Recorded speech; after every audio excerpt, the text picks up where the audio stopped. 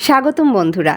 নববর্ষ মানে নতুন সম্ভাবনা, নতুন বছর আসে, নতুন আশা, নতুন পরিকল্পনা নিয়ে। তাই নববর্ষ নিয়ে উত্তেজনা থাকে সবার মধ্যে, থাকে নতুন বছর বরণের আয়োজনও। এ আয়োজন আবার ভিন্ন ভিন্ন দেশে ভিন্ন ভিন্ন রকমের হয়ে থাকে। কিছু দেশের নববর্ষ বরণের প্রথাগুলো এতটাই অদ্ভুত যা আপনাকে অবাক করে দিতে বাধ্য। তথ্যগুচ্ছের আজকের আয়োজনে জানবো বিভিন্ন দেশের নববর্ষ উদযাপনের মজার মজার সব রীতিগুলো। চলুন তবে শুরু করা যাক। Number 1, Japan. জাপানে কোনো অনুষ্ঠান আয়োজনে নুডলস থাকবে না তা ভাবাই যায় না। নববর্ষ উদযাপনও তার ব্যতিক্রম নয়। নিউ ইয়ার্স ইভে জাপানিরা খেয়ে থাকেন সুবা নুডলস নামে বিশেষ এক ধরনের নুডলস। বলা হয় এই নুডলস অতীত আর ভবিষ্যতের যোগসূত্র স্থাপনের প্রতীক। তাদের বিশ্বাস মতে চলে যাওয়া বছরের অপ্রাপ্তিগুলো ফেলে নতুনের আশা দেখায় এই নুডলস।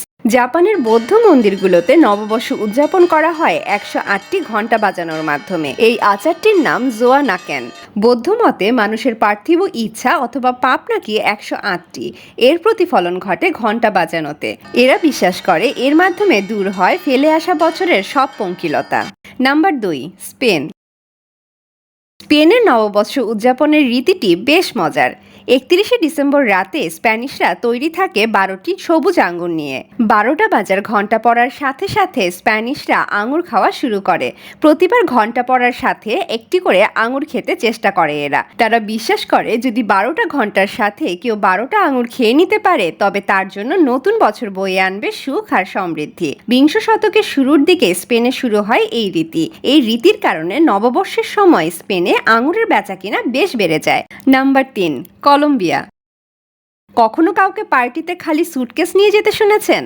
হ্যাঁ বন্ধুরা, এই আজব কাজটি করে কলম্বিয়ার অধিবাসীরা। নববর্ষের পার্টিতে এরা হাজির হয় খালি সুটকেস নিয়ে। এর মাধ্যমে বোঝানো হয় আসছে বছর প্রচুর ঘোরাঘুরি আছে তাদের ভাগ্যে। কেউ কেউ টাকা পয়সাও হাতে রাখে যাতে নতুন বছরে ব্যাংক ব্যালেন্স ভালো হয়। খালি সুটকেসের পাশাপাশি কলম্বিয়ায় নতুন বছরের সম্ভাবনা দেখাতে আলোর ভূমিকাও কিন্তু কম নয়। বছরের শেষ রাতে এদেশের অধিবাসীরা বালিশের নিচে 3টি আলো নিয়ে ঘুমোতে যান, যার একটি থাকে খোসা সহ, একটি সম্পূর্ণ খোসা ছাড়ানো আর অন্যটি আধা খোসা ছাড়ানো। মধ্যরাতে বালিশের নিচে হাত ঢুকিয়ে যে কোনো একটি আলো বের করে আনে এরা। তাদের বিশ্বাস মতে যদি খোসা সহ আলু বের হয়ে আসে তার মানে প্রচুর অর্থ আসতে যাচ্ছে নতুন বছরে, আর আধা খোসা ছাড়ানো আলুটি আসলে মোটামুটি ভালো যাবে বছর। সমস্যা হলো খোসা ছাড়ানো আলু নিয়ে। এটি বেরিয়ে আসা মানে আগামী বছরে ফকির হতে চলেছেন আপনি। Number 4, Greece.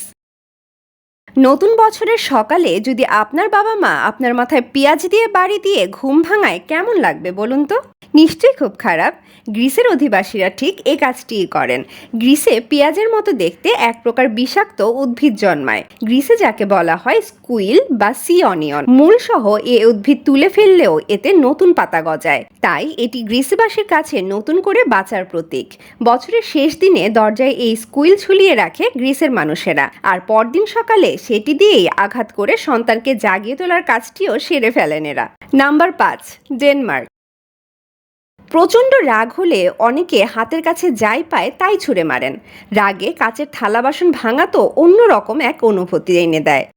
কিন্তু ডেনমার্কের লোকেরা রাগে নয়, নববর্ষের খুশিতে ভাঙেন কাচের থালা বাসন। ড্যানিশরা সারা বছর জমিয়ে রাখেন পুরাতন হয়ে যাওয়া কাচের বাসনকোসন। এরপর নববর্ষের রাতে আত্মীয় আর বন্ধু বান্ধবদের বাসার সদর দরজায় ছুঁড়ে মেরে ভেঙে ফেলেন সেগুলো। তারা বিশ্বাস করে নববর্ষের সকালে দরজায় যত বেশি কাঁচ ভাঙার টুকরো দেখা যাবে ততটাই বছর ভালো যাবে। নাম্বার 6, দক্ষিণ আফ্রিকা। দক্ষিণ আফ্রিকায় নববর্ষের রাতে আপনাকে চলতে হবে খুবই সাবধানে, কারণ এই দেশে নববর্ষ উদযাপিত হয় ঘরের পুরাতন আসবাব ফেলে দিয়ে। তবে তারা এসব আসবাব দরজা দিয়ে বের করে ফেলে দিয়ে আসেন না, ঘরের জানলা দিয়ে ছুঁড়ে ফেলে দেন। খেয়াল না করলে রাস্তায় হাঁটার সময় যে কোনো মুহূর্তে ঘটে যেতে পারে মারাত্মক দুর্ঘটনা। দক্ষিণ আফ্রিকায় এই রীতি পালনে নববর্ষের সময় সতর্ক করে দেন কর্তৃপক্ষ। তা বন্ধুরা, নববর্ষ পালনের কোন রীতিটি আপনার কাছে সবচেয়ে মজার লেগেছে আর এগুলোর কোনটি আপনি আগে থেকেই জানতেন? কমেন্ট করে জানাবেন। আজ এ পর্যন্তই, দেখা হবে পরের ভিডিওতে। সেই পর্যন্ত লাইক, কমেন্ট ও সাবস্ক্রাইব করে তথ্যগুচ্ছের সাথেই থাকুন। আল্লাহ হাফেজ।